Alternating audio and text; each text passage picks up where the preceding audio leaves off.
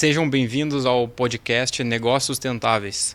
Eu sou Matheus Forte e hoje vamos falar de um tema muito interessante, cidades inteligentes. Ao meu lado está Eduardo Matos. Bem-vindos ao podcast. Hoje eu estou aqui com o Eduardo Marques. O Eduardo é um empreendedor com 13 anos de experiência em negócios voltados para cidades inteligentes e ESG. Atualmente atua como sócio-diretor de Finanças, Estratégia e Inovação no iCities Hub, empresa representante oficial da FIRA Barcelona no Brasil. Promove eventos internacionais no país, missões técnicas e programas de desenvolvimento de Smart Cities junto a prefeituras e governos estaduais. O Eduardo é formado em Engenharia de Produção Civil pela UTFPR e possui pós-graduação em Engenharia de Negócios pela FAI. Além de sua paixão por música, é profundamente dedicado ao desenvolvimento de pessoas, sempre buscando integrar inovação e sustentabilidade em seus projetos. Então, Eduardo, muito obrigado pela sua participação, seja bem-vindo. E eu já vou abrir para você responder uma pergunta do que é uma Smart City. Bom, obrigado aí, Matheus, obrigado, Eduardo. É um prazer estar aqui, é sempre um prazer falar sobre isso. Bom, esse é um tema que abre muitas discussões, né? Quando comenta-se no termo Smart City, as pessoas elas vão para caminhos bem diferentes. Tem pessoas que... A maior parte das pessoas elas imaginam uma cidade futurista, uma cidade dos Jetsons. Outras pessoas pensam muito em cidades tecnológicas. Outras pessoas muito me perguntam, é urbanismo? Você é engenheiro, você é arquiteto? Então as pessoas elas têm um conceito fechado normalmente sobre o que é Smart City. Mas na prática, né, Smart City são cidades que desenvolvem processos, tecnologias e com foco na melhoria da qualidade de vida das pessoas que vivem lá, né? Qualidade de vida e bem-estar. Como fazer isso? Tem cidades que usam mais tecnologia, tem cidades que usam mais projetos urbanísticos, tem cidades que usam um misto disso. Então, na verdade, Smart City é uma cidade que está cada vez mais melhorando com relação ao que ela foi no passado, usando práticas, como eu comentei, usando sim a tecnologia como um dos meios, mas a tecnologia ela é um dos principais meios para atingir o fim, que é cuidar melhor do cidadão. Quando você cuida melhor das pessoas, quando você cuida melhor do cidadão, você acaba atraindo mais empresas, você acaba atraindo mais turista e você acaba criando um círculo virtuoso nessa cidade e faz com que a cidade também prospere. Então é um conceito bem abrangente, né? A gente vai explorar vários detalhes aqui, mas no conceito, no frigir dos ovos, uma Smart City é uma cidade que cada vez mais atende melhor o cidadão. E hoje, quando a gente fala em cidade inteligente, basicamente a gente tem que pensar então em planejamento, né? Seja qual foco cada prefeitura queira tomar, seja tecnologia, seja inovação, seja sustentabilidade, qual for. E aonde que entra, por exemplo, o iCities nisso? Sou uma prefeitura, né? Quero me desenvolver, quero pensar no futuro, melhorar a qualidade de vida do meu cidadão. Acho que também é um tema relevante. Acabamos de ter eleições municipais, acho que deve ter muito prefeito com esse pensamento agora. O iCities, então, é um suporte que ele pode ter para criar esse pensamento a longo prazo. Sim, o iCities, acho que é importante resgatar um pouco do histórico. O iCities surgiu em 2012 com o propósito de, até o nome iCities veio lá do iPhone, de transformar as cidades em plataformas inteligentes, né? O iCities também surge como uma força do privado para tentar ajudar o público a resolver o que o público já não estava conseguindo mais resolver há muito tempo, né? As cidades crescendo, grandes populações, grandes problemas urbanos, segurança, saúde, educação, o orçamento do município apertado, pensamentos e métodos tradicionais de gestão já não estão mais conseguindo resolver o problema que as pessoas e as cidades enfrentam cada vez mais. E a gente está vendo aí enchentes, a gente está vendo transição climática, a gente está vendo muitas mudanças globais que vão exigir que as cidades sejam mais inteligentes e resilientes, né? Principalmente. Uhum. Então, esse surge como um ente privado para tentar cada vez mais ajudar a gestão pública com essa conexão com o privado e também, obviamente, com a academia, para que as cidades tenham mais recursos, não só os internos, mas recursos do mercado, tecnologia, parcerias público-privadas e, principalmente, um ponto importante é trazer cada vez mais a população para essa participação. As cidades mais inteligentes do mundo ela tem um indicador interessante que é quanto mais inteligente a cidade, mais a população daquela cidade participa de uma forma direta ou indireta. Engajada. Se engaja com o planejamento e inclusive orçamento participativo, existe um orçamento participativo, existe você criar tipos de plebiscito, inclusive via aplicativos para que a população possa escolher para onde o gestor vai colocar o recurso. Então, o iCity surge como uma empresa que facilita para a gestão pública tanto desenvolver um projeto, quanto até promover um projeto que essa gestão pública está desenvolvendo, que um gestor público está desenvolvendo, que é um projeto bom, a gente ajuda a promover os nossos eventos, quanto ir lá e fazer uma consultoria, desenvolver alguma solução específica para que essa cidade possa resolver alguma dor, algum problema. Eu acho que tem muito de replicar cases, né, de sucesso. Então, por exemplo, é comum, vocês fizeram alguma ponte de um município que investiu em determinada tecnologia, melhorou a gestão, funcionou legal, aí vem vários outros municípios e querem saber, Eduardo, como é que faz, como é que eu faço, né? Com o que eu falo, né? É comum esse tipo de situação assim? Com certeza, por isso das missões, né, que a gente faz. Os eventos e as missões, eles servem para isso. O evento, a gente traz muitos cases de cidades, tanto brasileiras como internacionais, que têm problemas parecidos. Eu vou dar um exemplo do evento desse ano, 2024, onde a gente trouxe um cara que foi o primeiro secretário de resiliência da cidade de Medellín.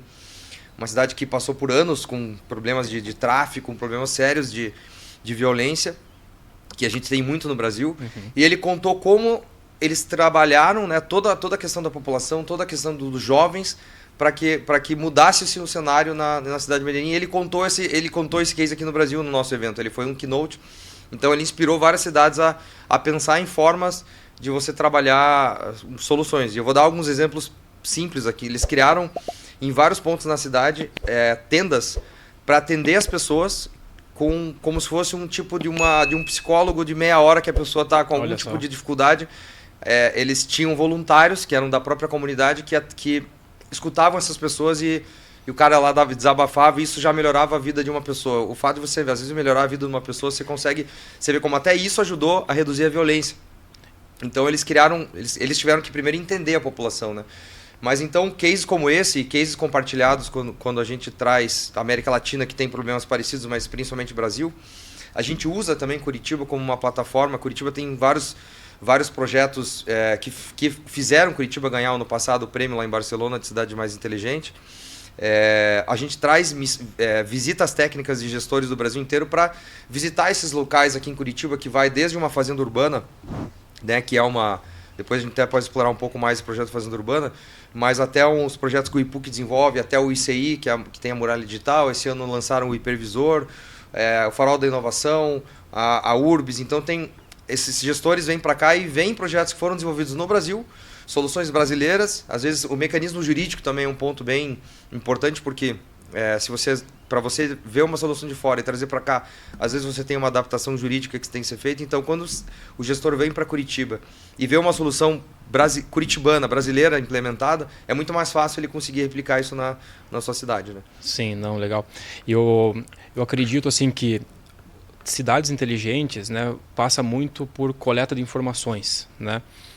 Acho que é um erro também da sociedade a gente delegar hoje para o poder público a gestão sem ter informação, né? Porque aí você fica sempre atuando numa política de tapa-buraco. Quem reclama mais é atendido e não cria-se um planejamento estratégico a longo prazo. Então acho que cidades inteligentes, um dos principais fatores que a gente, quando pensa isso, é a internet das coisas, é a coleta de dados, é você ter informação de água, de esgoto, de criminalidade, de tráfego, para o gestor público poder tomar uma decisão, né? Então, vamos pensar o seguinte: se a gente fizer uma analogia assim simples, aonde que no Brasil tem coleta de informação? E aí você não consegue entender por que às vezes a cidade não está prosperando, porque ele só vai atendendo a interesses pontuais, a interesses emergenciais. E a partir do momento que você tem informação, com dados você gerencia, você toma tem uma solução efetiva. Então Curitiba, por exemplo, sai à frente porque é uma cidade hoje que tem quase que informação de tudo. Tá evoluindo, está melhorando, mas ela tem uma decisão mais correta, mais alinhada com o que realmente precisa, né? E isso acho que é importante, assim, porque esses eventos, essas missões que vocês fazem, prefeitos de cidades pequenas, menores, começam a entender isso e começam a falar, olha, eu fiz aquela ação porque a partir de agora eu tenho essa informação e eu tomei essa... Então você começa a até justificar melhor para a sociedade que as decisões públicas estão seguindo essa linha por causa disso, né? E é algo que, vamos falar assim, no passado nunca se teve, né? Era difícil de você coletar informação, né? Até um ponto importante, que um dos pilares da cidade inteligente é você começar com um governo inteligente, né? Não tem como você ter uma cidade inteligente se o governo não está digitalizado e está informatizado, como você falou. A gente vem desde os anos 90, 80, quando começou a informática, né? Começou a se ter computador, começou a se processar dados. A gente tem aí todas as cidades do Brasil têm um computador hoje, né? Daqui 20 anos, todas as cidades vão ter um sistema de gestão com inteligência artificial para fazer esse processamento de dados. E a gente está exatamente nessa transição. Tem cidades que ainda têm seus sistemas legados passados com planilhas e com cadastros de pessoas, e com cadastros, vou dar um exemplo, o cadastro do João da Silva. Na saúde ele é um cara, na educação, quando o cara ele foi colocar o filho na escola, na educação, ele é outro. Então, o primeiro passo que as prefeituras estão trabalhando é esse cadastro multifinalitário. É você pegar todas as bases de dados que você tem e unificar. Aí é base de CPF, base de CNPJ, base de IPTU, base de terreno. As 3 principais fontes de renda, né? O cidadão, o pagador de ISS e o IPTU. Você transformar isso numa base única. E a partir daí você começar a fazer isso que você falou mesmo, Matheus, de coletar os dados, começar a coletar com o IoT, coletar das bases públicas e processar isso no que a gente chama de data lake ou processamentos de dados dos municípios, para que cada secretaria tenha os recortes que ela vai precisar, as informações que ela vai precisar para tomar as decisões. Claro, isso não acontece de uma hora para outra, é uma construção de maturidade, é uma construção também muito de desenvolver equipes municipais, porque também não trazer a tecnologia, se você não tiver equipes municipais preparadas para processar isso, para entender a informação e até para tomar a decisão também, é algo que a gente trabalha muito em preparar as equipes municipais para isso. Então, processos internos. Então, é um processo longo, é uma mudança muito de cultura, às vezes, assim, tem que mudar a cabeça das pessoas que trabalham, que às vezes são servidores públicos de carreira de anos, que estão lá fazendo a mesma coisa. Então, é um processo. É um processo como todo desenvolvimento tecnológico e toda mudança de era, né, que a gente está vivendo, uma mudança radical, né, com a inteligência artificial. Mas, assim, em pouco tempo, como eu falei, todas as cidades vão ter... O que era ter um computador lá atrás é você ter uma plataforma de dados que quase tome decisões por você. Sim. Eu acho que é desafiador, assim, uma cidade que já existe, né? Ela já está andando, né? E tem todos os seus problemas e você adaptar, né? Porque, assim, hoje a gente vê uma crescente enorme de projetos de bairros planejados, né? E bairros planejados, o que é interessante, quando a gente presta consultoria para um bairro planejado, né, que ele está em fase de projeto, né, ele está sendo planejado, literalmente, para daí ser construído, começar a ser ocupado e ter seu desenvolvimento ao longo de 5, 10, 15, às vezes 20 anos, né, ele segue as mesmas diretrizes de uma cidade. Hoje você tem cidades que são certificadas, né? Las Vegas é certificado, possui selo LEED, né? E o que é interessante, o bairro planejado ele possui as mesmas diretrizes e vai muito de encontro com essa questão de você ter dados mesmo. Então, existe uma diretriz de você ter coleta de dado anual para modal de transporte. Quantas pessoas estão usando cada modal de transporte? Para o quê? Para você encontrar os gargalos e ver onde que precisa melhorar, né? Mesma coisa, sistemas de monitoramento de consumo de energia, de água, tudo remoto, né? Coisa que, assim, parece até antiquado hoje ter que uma pessoa, né? Uma pessoa tem que se deslocar com aquele espelhinho, né? Colocar para dentro do muro e ler o número e sujeito a mil erros. A Copel, né? aqui foi uma das primeiras concessionárias a praticamente digitalizar 100% das medições. É inovador. Mas já tem vários municípios, né, da Copel que estão migrando, né, pro inteligente. E a gente o projeto mais recente que a gente está certificando, existe esse propósito de colocar nos hidrômetros, né? Então vai ser um projeto em parceria com concessionária para que você tenha leitura remota de tudo. E e é lógico, né? Assim, então, assim, tem tantas questões que são tão óbvias assim, né? Como que isso não está ligado num Wi-Fi, né? No meio da cidade, a cidade tem Wi-Fi, né? Então, tipo, você tem hoje muitos pontos a ajustar numa cidade. Eu vou dar um exemplo, existe, né? eu vou dar um exemplo que é interessante, que é a questão da iluminação pública, né? A gente costuma dizer que a iluminação pública, quando a gente sai da prefeitura para fora, né? Qual que é o próximo passo? Digitalizou, melhorou a prefeitura. A iluminação pública já é uma rede existente, que as prefeituras estão modernizando os seus parques de iluminação, trocando as lâmpadas antigas por LED, né? Já economizando aí mais 50% do consumo de energia. E existe a COSIP, né? Que é a contribuição do uso do sistema de iluminação pública, que as cidades elas recebem uma parte dessa verba para poder investir em modernização. Até pouco tempo atrás, é bem recente isso, a ANEEL não permitia você colocar, a gente chama de receitas acessórias, sistemas acessórios nessa iluminação, como por exemplo um medidor da energia da distância, um dimerizador na lâmpada, ou outros tipos de sensores, né? Sensor de... Faz uma leitura de inteligência Qualquer tipo de sensor. Você pode monitorar a qualidade do ar, você pode vincular um sensor nas lixeiras e saber se as lixeiras estão cheias ou não, os bueiros.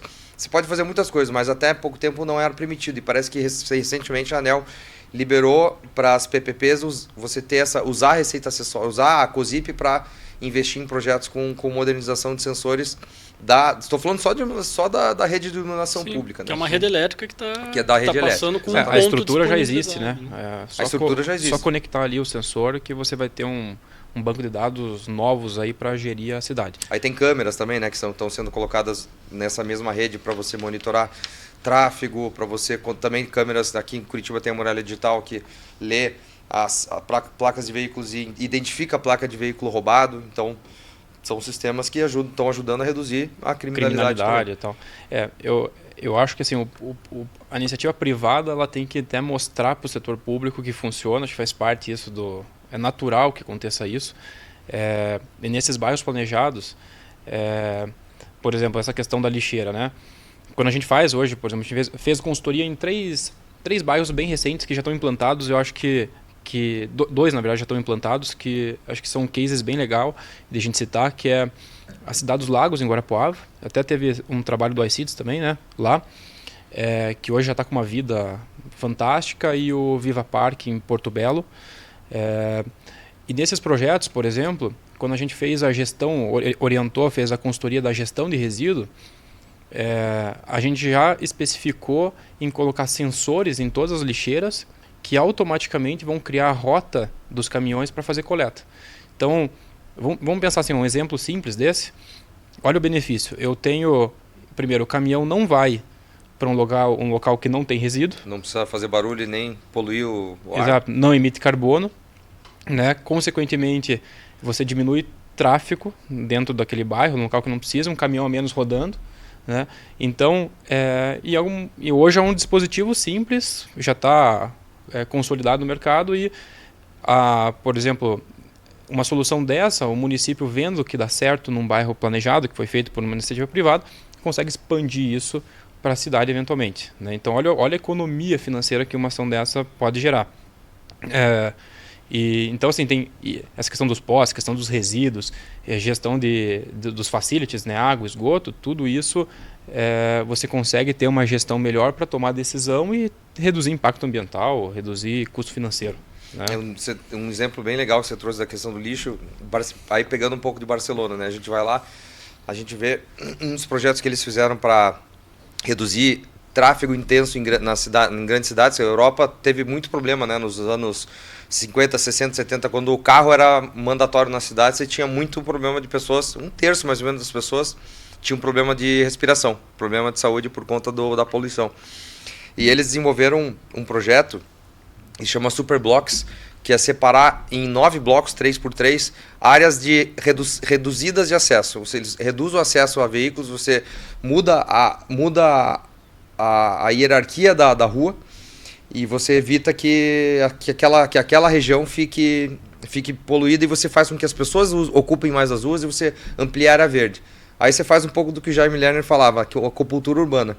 partir do momento que você cria, e o bairro planejado é uma acupuntura urbana, você cria um ambiente que as pessoas percebem, cara, isso aqui é melhor. Isso aqui é melhor para mim, é melhor para o comércio, é melhor para todo mundo. Isso começa a se replicar. Inclusive, tem lugares que eles criaram a coleta de lixo subterrâneo lá. Sim, esse é um case Não, mundial. nem entra o ônibus lá, então, né, o caminhão, né? E você você que vai direto para Barcelona fazer as missões lá, você já teve experiência, já foi ver como que é esses dutos de resíduo lá? Sim, uma das visitas que a gente faz é exatamente na Terça, que é a companhia de resíduos, a companhia de coleta de resíduos lá de Barcelona. A gente visita a usina, eles mostram como eles fazem o processamento e a gente caminha nos bairros lá, o principal distrito é o 22 Arroba, que é o mais famoso, e a gente vê lá as lixeiras elas têm um formato cilíndrico assim, metálico, e que elas estão conectadas pela tubulação e você consegue ver, você consegue jogar um resíduo ali. E a gente faz essa visita em loco, é impressionante. A vácuo o negócio, a vácuo. Vai puxando e por que a gente não vê muito em outras cidades? Será que é um custo muito alto de implantação? Você tem algum feedback deles? Porque hoje a gente não vê, por exemplo, Barcelona foi um case de sucesso nisso, mas é pouco replicável, né? Não é tão replicável. Esse é um tipo de solução que eu comentei antes. Eu acho difícil trazer essa solução para o Brasil. A gente tem outras formas de mitigar a questão do lixo com sensores. Óbvio que também tem a questão das usinas, mas essa questão de Barcelona tem em outros poucos lugares do mundo isso mesmo. É uma solução que eles implantaram lá, mas eu acho que a partir do momento que eles perceberam o benefício que isso traz, principalmente econômico, né? Você evitar de entrar um caminhão de coleta de lixo num bairro, a qualidade, o valor imobiliário, toda a movimentação ali de pessoas, de negócio é muito melhor. Você sabe dizer, Eduardo, se eles fizeram esse sistema só nesses megablocks? Tem lugares específicos na cidade, mas principalmente nesses superblocks. Eu tenho dúvida da distância que viajam, porque isso é o caro, né? Você abrir um caminho, um duto ali subterrâneo por quilômetros, assim. Eles têm estações intermediárias, né? Entendi, vai recebendo.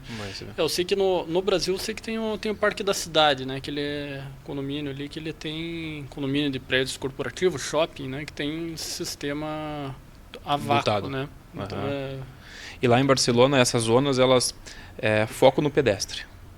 Foco no pedestre. Foco no pedestre, foco no ciclista, eles têm transportes coletivos que transportam muito. Como Barcelona tem um sistema de metrô, o metrô tem uma malha super, super distribuída pela cidade, mas para pequenas distâncias eles têm um VLT lá também, né? Eles chamam de o AMB. Não, como que era?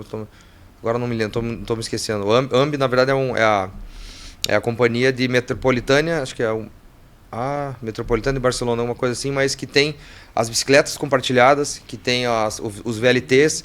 Então, assim, eles têm muitos modais de transporte que dão essa vazão para as pessoas. E, assim, tudo bem, tem uma parte da cidade plana que ajuda, né? Claro. Mas por ser uma cidade também próxima do mar Mediterrâneo ali. Mas eles têm muitos modais de transporte, então praticamente você não precisa usar carro, você consegue andar, é agradável. E aí vem a questão do pavimento acessível, né? E do pavimento inteligente, que além de ele ser plano, ser uma pavimentação de concreto, que é muito melhor do que a do asfalto, você tem o pavimento permeável, que faz com que a água permeie na hora por esse pavimento. E para quem vai caminhar, principalmente uma pessoa idosa, uma pessoa que tem dificuldade, uma pessoa que tem portador de necessidade especial, cadeirante, é muito mais agradável para a pessoa andar. Então, esse é um primeiro ponto, né? Além das faixas dedicadas para bicicletas, do sistema de ônibus, do sistema de VLT, como eu falei, e ainda se você precisar, tem o metrô. Não, e você, pessoa a pé, na rua, segurança, aumento de comércio, venda, você movimenta, naturalmente vira um ambiente mais seguro, né? Você cria essa percepção, né? O pessoal tá andando a pé. Porque quanto mais pessoas você ter perto de você, menos chance vai ter alguém fazer algum tipo de crime, né? Algum crime hediondo no meio de uma multidão, né? Então você evita também essa questão você reduz a criminalidade e principalmente o que você falou bem, a sensação de segurança, né? Exato. A segurança não é o fato de ter polícia, não é o fato de câmera, mas assim é uma sensação. E até por isso que Barcelona hoje é uma das cidades mais visitadas na Europa, tanto que eles estão tendo que até conter o turismo porque o turismo está muito intenso em Barcelona. Chegou a Tá incomodar quem é desagradável, residente. Como que é quando a gente faz aquela especificação nos projetos dos CCCs, acho que vai muito de encontro com isso, né? Um bairro, né, que conquista uma certificação, ele tem critérios, parâmetros, né, de conectividade. É um aspecto que conta muito, né, você ter conectividade. Então é o conceito de cidades de 10 a 15 minutos, que é isso, né, você conseguir resolver a sua vida sem precisar entrar no veículo, né, você conseguir ter acesso a um banco, a um restaurante, a um mercado, tudo dentro desse raio de 15 minutos a pé, né? No máximo 15 minutos a pé. Eles parametrizam isso para 800 metros percorridos. Em distância percorrida. Então isso que é bacana. A certificação ela nos dá muito parâmetro de referência e que com certeza são os mesmos em Barcelona, vão ser os mesmos num bairro certificado no Brasil, né? Ou, por exemplo, 40% das vias onde você percorre precisam ser sombreados. Você precisa ter árvores justamente para a qualquer momento do dia você poder transitar por ali sem ter nenhum desconforto, né? Sem ser um calor excessivo. Então, acho que isso é legal a gente falar, porque assim, ó, a ONU determina que a gente precisa de 11 metros quadrados de 12 metros quadrados de árvore por habitante, né? Quase nenhuma cidade tem que cumprir isso. E quando a gente faz um bairro planejado, ou uma revitalização de uma cidade que leva em consideração isso, você aumenta ou cumpre esse requisito da ONU, ou aumenta, geralmente a gente aumenta um pouquinho mais, e a percepção de conforto numa cidade aumenta muito, porque você tem ruas sombreadas, automaticamente você se estimula a falar, não, é um passeio tranquilo, eu vou realmente no comércio, vou resolver meu dia ali e vou a pé. Agora, num sol escaldante ninguém vai, né? E um conceito também que em Barcelona tem isso, em outras cidades europeias, Curitiba de certa forma, é o que? Nesses 800 metros de distância percorrida, é a gente colocar serviços assim completos. Então, desde escola para ensino infantil, ensino médio, ensino superior, banco, academia, hospital. Então você tem um uso múltiplo realmente na cidade para que atenda a população. Não adianta eu ter aquele zoneamento, lá é a área de hospitais, aqui é a área residencial. Aqui. Como foi feito Brasília, né? Como foi feito Brasília. Porque na época isso entendia-se que era o modelo. Que era o modelo. Porque era cidade para carro. Exatamente. Quase não tem calçada, né? Praticamente não tem calçada, não tem esquina, né? Mas para quem tem carro é bom. Não é uma cidade ruim, mas não é uma cidade para todos, como a gente fala, né? É uma cidade que é restrita a quem tem aquela condição de vida, né? Acho que faz parte da evolução, né? As cidades vão crescendo e vai... Mas nos Estados Unidos é muito isso, né? Os Estados Unidos é feito de... As grandes cidades, principalmente, é feito do centro e o subúrbio. Então as pessoas são obrigadas a fazer todo o caminho, o trajeto de subúrbio, centro de carro e andar grandes distâncias para poder morar num lugar que tem qualidade de vida longe do centro, né? Então é um conceito um pouco diferente do que a Europa ensina, e Barcelona, como você falou bem, com o uso misto das manzanas, você tem aquelas construções com as mesmas alturas praticamente, você vê pessoas morando muito perto das áreas comerciais e vice-versa, é muito misturado, né? E o Brasil, Curitiba tem muito isso. E aí vem aquilo que você falou lá no início, né, Matheus? É planejamento. A cidade de Curitiba agora com o novo prefeito Eduardo Pimentel, ele vão se iniciar o trabalho do novo plano diretor. Exato. E as cidades elas têm que ou iniciar ou rever o seu plano diretor, e esse é um dos conceitos essenciais, né? Você trabalhar o uso misto e trabalhar como a cidade vai crescer com esses conceitos que você trouxe. E acho que esses conceitos são legais, mas acho que tem outro conceito que está em alta agora quando a gente fala em cidades inteligentes, que são as cidades resilientes. Principalmente agora a gente está vivendo esse período de mudanças climáticas aí que está afetando... Curitiba não tem mais inverno, né?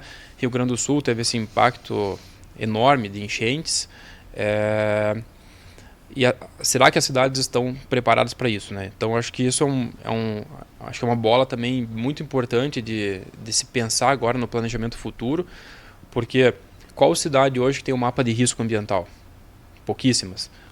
Né? Plano diretor tem que ser levado em consideração um planejamento de risco socioambiental. né? Áreas que tenha uma previsão de quadro de inundação, as chuvas torrenciais estão cada vez mais frequentes. Quando a gente falava hoje de projeto analisando a pior chuva nos últimos 10 anos, hoje já é um cenário curto. Hoje a gente tem que talvez fazer nos últimos 100 mil anos, nos últimos 100 anos. A gente tem que expandir, extrapolar essas análises para você criar ambientes mais seguros, né? E principalmente fazer uma gestão social de retirar pessoas de área de risco e transportar para áreas seguras.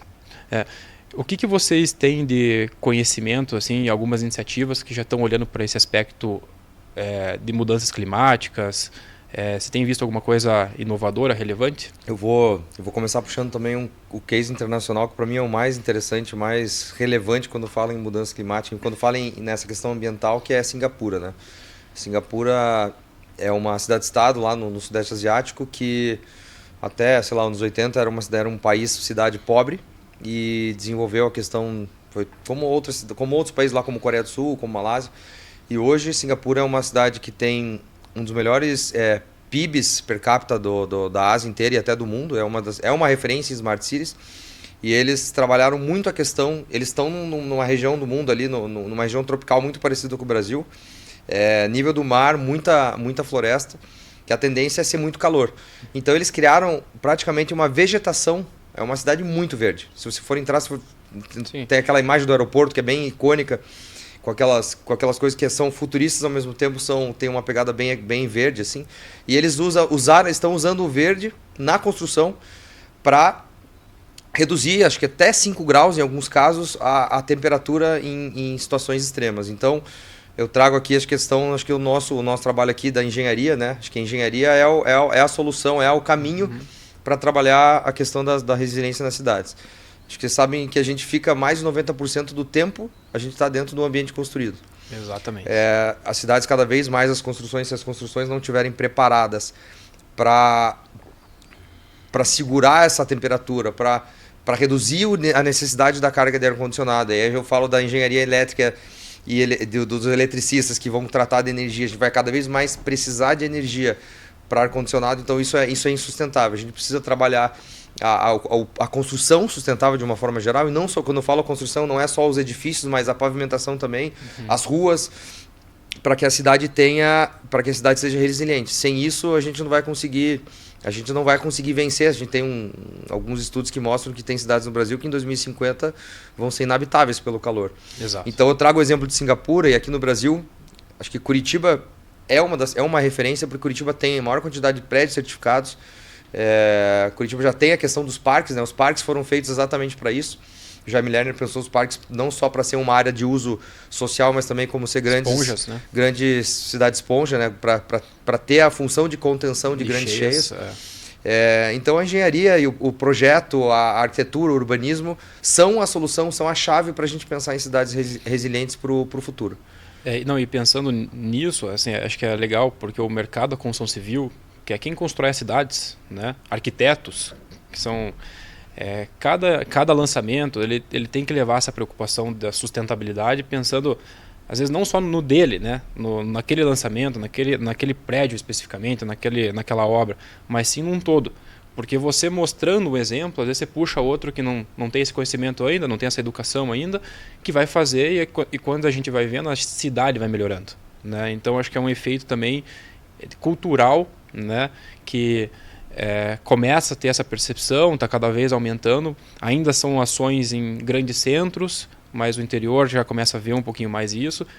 E aí, por exemplo, hoje quando a gente faz um projeto que é sustentável, né, certificado em sustentabilidade, essas ações de telhado verde, conforto térmico para a gente reduzir carga térmica, tudo isso é levado em consideração. Então, mas isso ainda é uma escala muito pequena no volume da construção, né? E aí acho que aí é a relevância dos eventos que vocês promovem. Exato. Por exemplo. Aí eu acho que os eventos, além de conectar as pessoas, vocês entregam outro olhar para a sociedade, para esses players que às vezes não tinham entendido essa dimensão da evolução, né, que a gente precisa se atentar.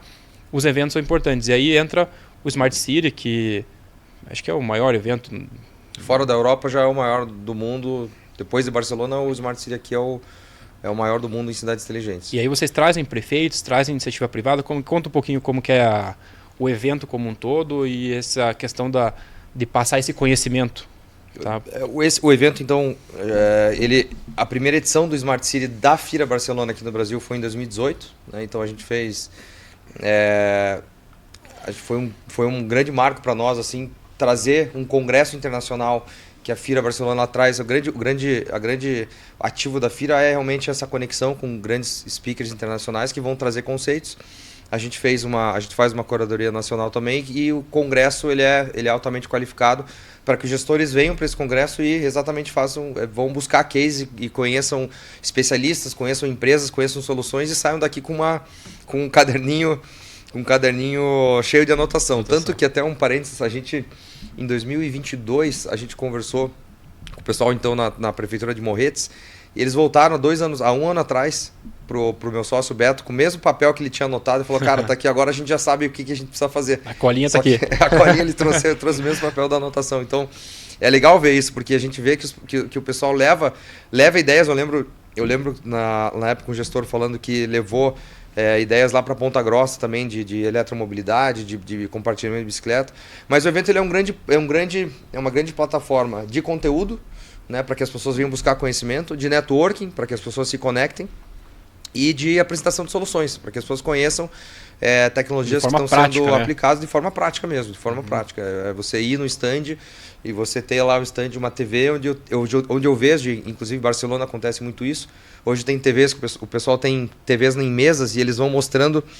Eu lembro, acho que foi com a empresa Dassault, vocês devem conhecer a Dassault, que trabalha, uma das soluções deles é como se fosse um mapa digitalizado da cidade com diversas informações. Então na mesa eles abrem e começam a mostrar, essa cidade aqui a gente fez um levantamento de dados e aqui a gente está mostrando a quantidade, que nem você comentou antes, Eduardo, de pessoas, de fluxo de veículos, de focos de criminalidade, e ele consegue ver isso numa mesa, numa tela. Então, o gestor olhar isso e falar, eu preciso ter isso na minha cidade. Ele começa a entender o quanto isso vai... Ele precisa saber também traduzir isso para a população dele, né? Exato. Porque é difícil tirar foto, ele consegue tirar foto de uma praça, de uma rua, mas é difícil tirar foto de uma tecnologia, né? Então ele tem que saber, essa é a grande dificuldade do gestor. E é um pouco a longo prazo, porque ele vê a tecnologia, depois ele vai tentar implantar, ele vai ver que precisa de outras tecnologias para aquilo ali funcionar. É uma infraestrutura, né? Mas é importante, a gente sempre mostra para os gestores que assim, você tem que começar entendendo quais são as principais dores da tua população. Se você não conhece o que a tua população está precisando, você não vai ser assertivo quando você vai fazer uma proposição de algum projeto. Então, se você atender uma dor da população, e isso é possível atender hoje com projetos ágeis em 6 meses a um ano, você consegue entregar isso e você consegue sair lá com um baita capital político. Então o evento é isso, o evento ele é uma grande plataforma para isso, e além disso a gente faz também, a gente agrega um ingresso lá um pouco mais completo para que os gestores venham fora do evento também fazer visitas técnicas em locais, não só ver no evento, mas ver em locais na prática aplicados em secretarias, e conversar com gestores que já passaram por problemas semelhantes e já implantaram alguma solução que pode ser interessante para esses que vieram. E o evento 2025 já... Tem data, está marcado, local? Já tem data desde o evento desse ano, né? A gente lançou as datas de 25, 26 e 27 de março. Normalmente é um pouco antes do aniversário da cidade, né? E a gente lançou... A grande novidade vai ser que esse evento está indo para a Liga Arena. A gente está saindo do Barigui, que já não comportava mais o evento, e a Liga Arena a gente vai trazer um novo conceito de evento, né? De ter mais áreas para negócios, de ter mais espaço para as pessoas se conectarem, ter um congresso maior. Não, olha a dimensão, né? Você está levando para um estádio de futebol, não sei se é os termos, se era feira, congresso, tudo. Feira, né? Feira, congresso, tudo. Né? Para um estádio de futebol, o tema cidades inteligentes. Então você vê o engajamento que isso já está, a proporção que isso já tomou, né? Então, 25, 26 e 27 de março. 25, 26 e 27 de março na Liga Arena. E acho que a gente tem também, esse ano a gente vai ter um adicional, né? Que é o Tomorrow Building, né? Falando em novidades, então, né? A gente conseguiu negociar com a Fira, trazer mais uma chancela, que é o evento Tomorrow Building. Então, Para vocês entenderem, na Espanha eles fazem o Smart City Expo World Congress, né? O Congresso Mundial nasceu, e 5 anos depois eles criaram o Smart Mobility Congress, que depois se transformou em Tomorrow Mobility. Então, uma vertente muito forte das cidades, que é a mobilidade, foi criado um evento paralelo para se tratar discussões específicas sobre esse tema e ter uma feira colada com a feira principal, mas uma feira específica sobre esse tema. E há 2 anos atrás, recentemente, eles criaram mais 2 temas, Economia do Mar, Tomorrow Blue Economy, e o Tomorrow Building. E a gente já trouxe essas 2 chancelas para o Brasil, a gente vai levar para Niterói o Tomorrow Blue Economy esse ano, e aqui para Curitiba, junto com o Smart City, a gente vai fazer, tá em parceria com a Forte, o Tomorrow Building, que é para aprofundar esses assuntos que a gente está falando aqui, de como as cidades, como as construções vão ter que estar mais preparadas para o mundo caótico que está por vir, na verdade que já está acontecendo aí nos próximos anos. Então a gente vai, lá nesse evento, a gente vai falar muito da construção do amanhã, dos prédios do amanhã. Então a ideia lá é a gente trazer referências mundiais para trazer esse conhecimento, ver a vanguarda no mercado nesse sentido. Então claro que é um evento que é em Curitiba, mas a gente espera que isso seja um legado nacional, né? Que o público é nacional da Smart City, e trazer essas tendências de construção do amanhã, construções sustentáveis. Então a gente vai trazer, em conjunto com vocês lá, pessoas para falar de planejamento urbano, finanças sustentáveis, né?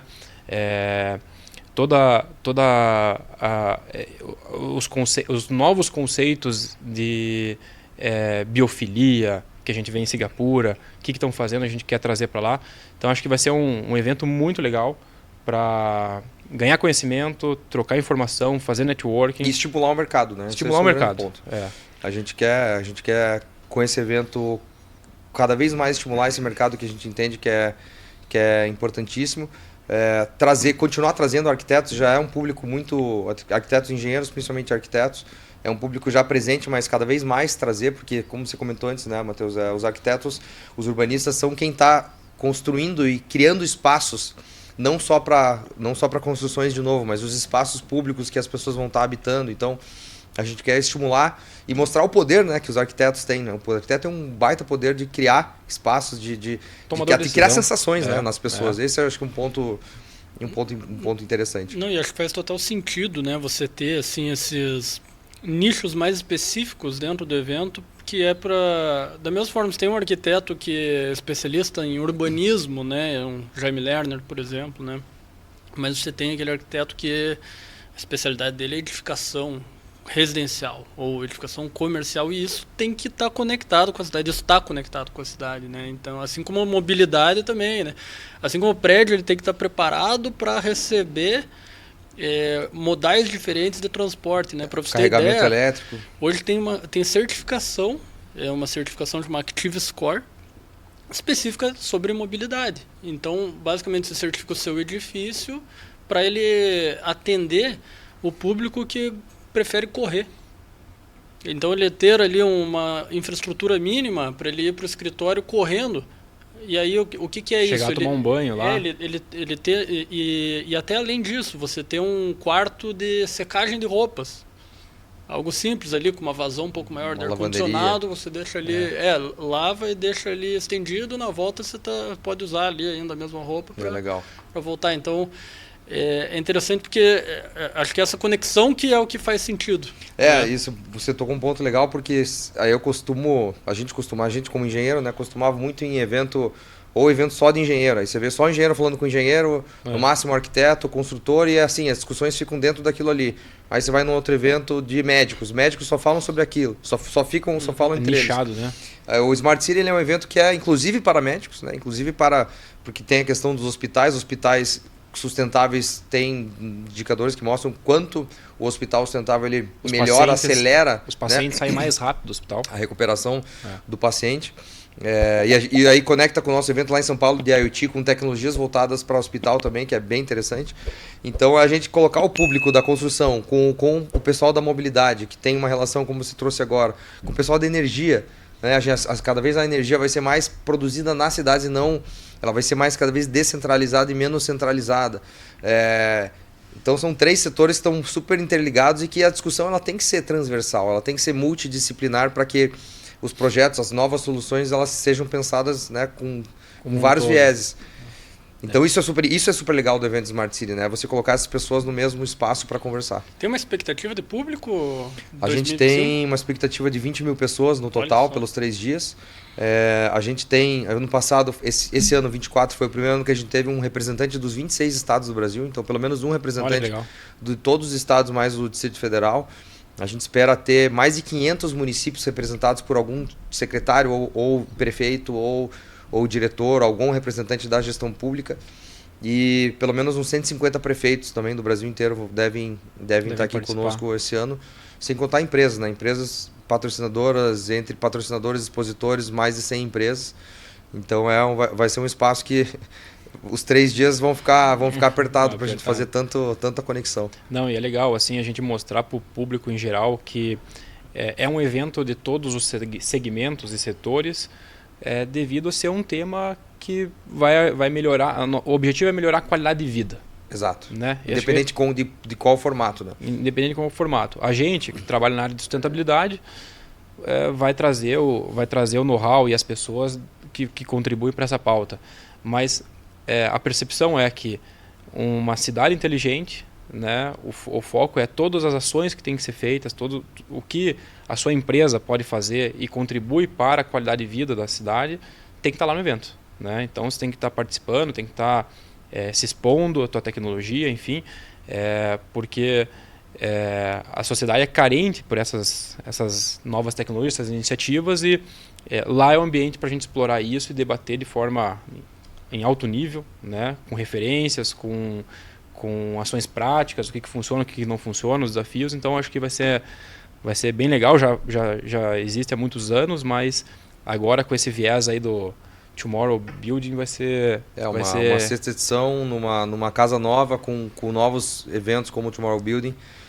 Dentro dele vai ser... Estamos bem curiosos aí para ver como vai ser. E acho que, como você falou, fica o convite para a sociedade também conhecer o evento, porque assim, a sociedade e o cidadão, que não diretamente está ligado com alguma dessas áreas, mas o cidadão é o objeto final, né?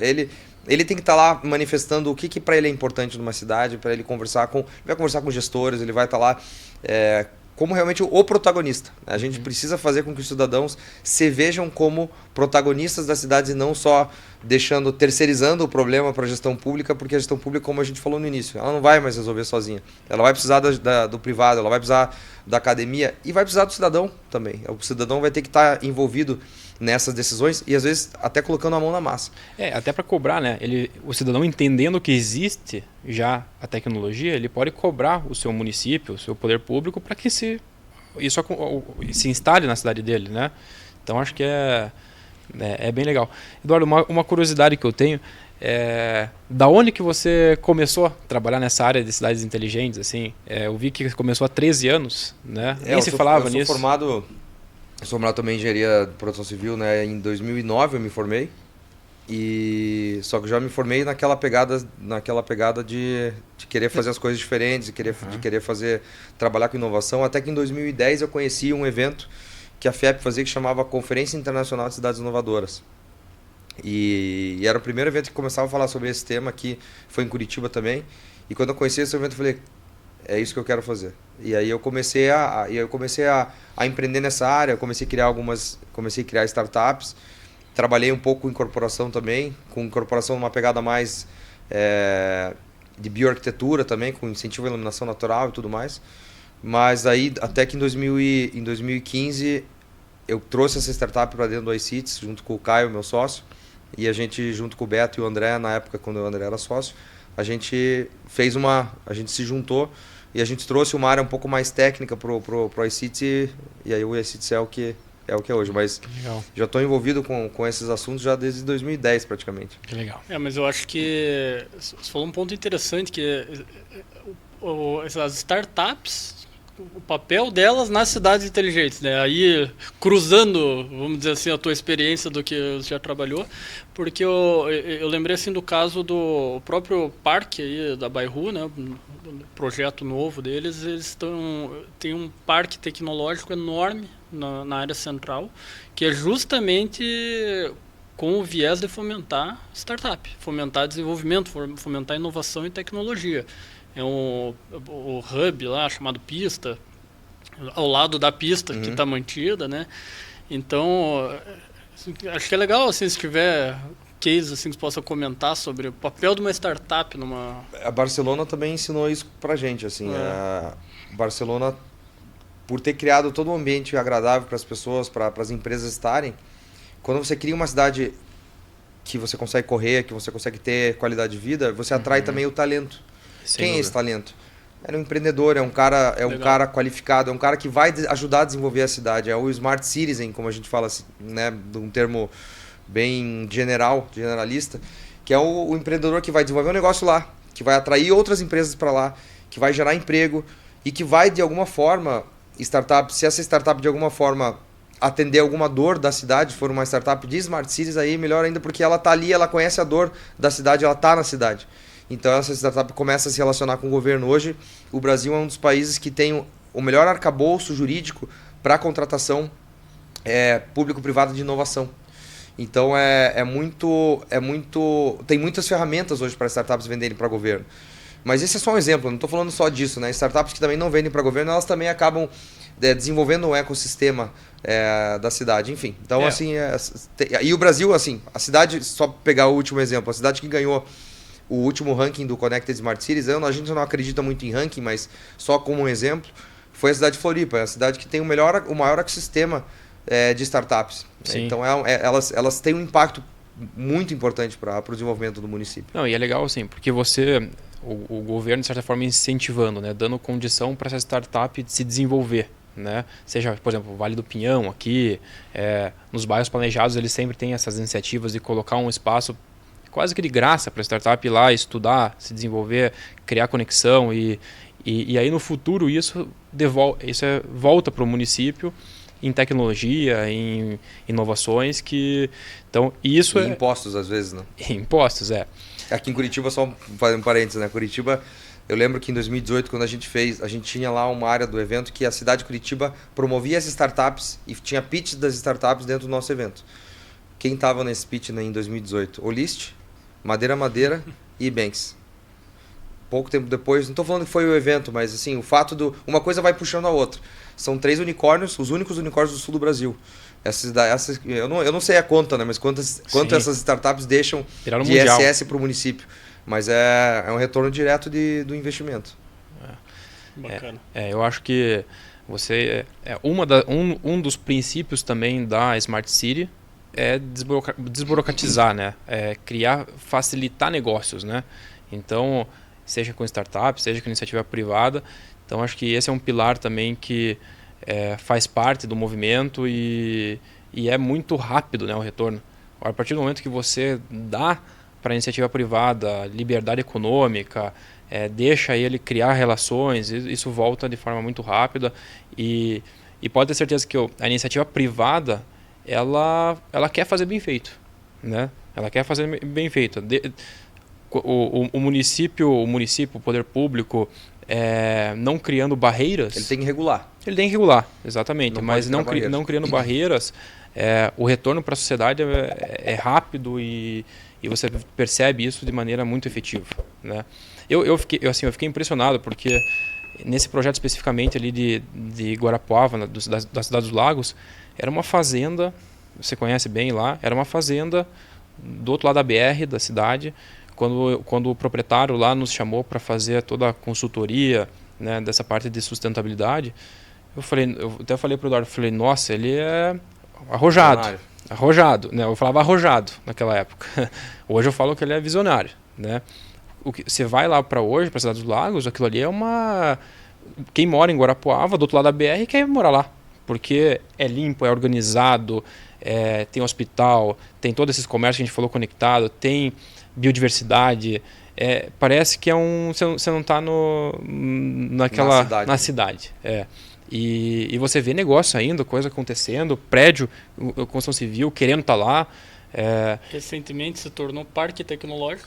Recentemente se tornou parque. Está atraindo justamente esse tipo de talento, né? O talento. Então, olha como que é, assim, isso foi muito rápido, né? Você vê um outro case ali rapidamente também, o Viva Parque em Porto Belo. Olha o que nem começou praticamente as obras ainda, está na fase inicial, mas é um sucesso em questão de... todo o público de Porto Belo, final de semana não está indo para a praia, está indo lá para o bairro, porque é um ambiente tão gostoso ali de... O Eurogarden Maringá, mesma coisa, né? Pedra Branca, perto de Floripa. Sabe que Pedra Branca, eu sou um parênteses, em 2010, quando eu descobri o Pedra Branca, eu peguei o carro e fui para lá. Em 2010. Que eu tava nesse negócio e peguei o carro, fomos, acho que fui com mais 2 pessoas para lá. E para realmente ver na prática o que era um bairro inteligente, né? Eu vi que tava aquele começo, depois eu voltei em 2012, os valores, eu lembro dos valores das tabelas de venda dos imóveis lá já tinham dobrado praticamente. Não, e é um ambiente muito agradável. Muito agradável, né? Então, assim, você vê que esses bairros planejados não são cidades, mas eles estão ali, o exemplo está do lado, né? O município ele pode se espelhar nisso que está dando certo e trazer para os outros bairros da cidade e incorporar toda essa gestão.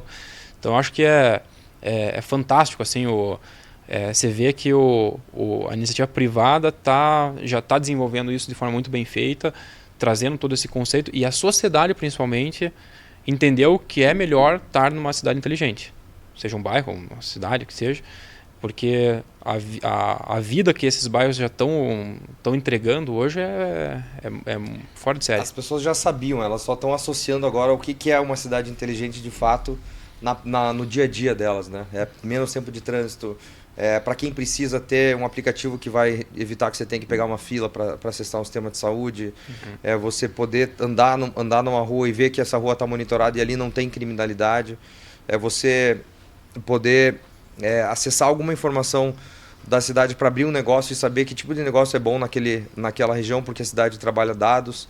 Então, assim, são infinitas as possibilidades e o ganho, né? Que é muito virtuoso quando a gente começa a perceber o ecossistema funcionando. Mas tem muito para ser feito, né? Muito. A gente está aqui porque ainda tem muito para ser feito e a gente cada vez mais está recrutando pessoas que queiram estar envolvidas com isso, porque tem trabalho aí para 3 gerações. E acho que esses eventos, igual a Smart City, assim, a transformação cultural, né? Transforma-se culturalmente aí a sociedade e automaticamente isso vai vindo na prática ao longo dos anos. Então acho que essa nova geração quer essas coisas mais conectadas, já nasceram com o celular, já estão vendo tudo o que é você estar num ambiente sustentável. Então eu acho que o futuro é muito promissor para cidades inteligentes e para a sociedade, pensando sempre em melhorar a qualidade de vida, né? Bom, eu acho que é isso. Eduardo, a gente está no fim aí da nossa conversa. Eu agradeço, acho que foi um papo bem legal. Com certeza terá novos capítulos aí, porque é um tema muito amplo, muito legal de a gente debater. Então eu agradeço o teu tempo aí, o bate-papo, e muito sucesso no iCities e no todos os eventos aí que vocês estão desenvolvendo para o futuro. Obrigado, Matheus. Obrigado, Eduardo, e sucesso para todos nós. Obrigado, Eduardo. Esse foi o podcast Negócios Sustentáveis. Fique atento aos próximos episódios.